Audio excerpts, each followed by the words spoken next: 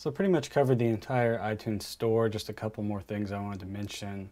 Some places I didn't go into is iPod Games, which is pretty self-explanatory. These are games you can download for your iPod. And we just click on one. See that it's $4.99. You can preview it. So if you like games on your iPod, that's something you can do.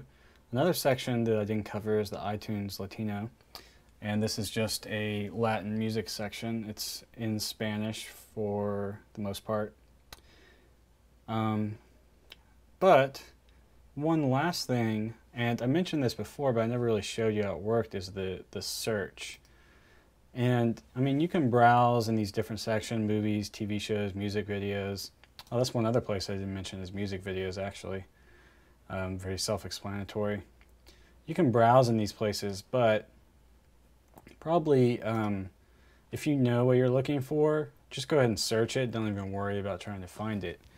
So even if you don't know everything you're looking for, like maybe I'm looking for a TV show called Veronica Mars. So when I search, I'm going to get results in every category. See, I've got results from artists, results from albums, results from TV seasons, and there's actually what I'm looking for. Results from iTunes Essentials, results from movies, audiobooks, and podcasts. So you can see that even though I didn't necessarily have to go to the TV show to find this real quickly, it's just right there. And I can see maybe some other stuff I'm looking for, like a soundtrack. But this will take me straight to the TV section and exactly what I'm looking for.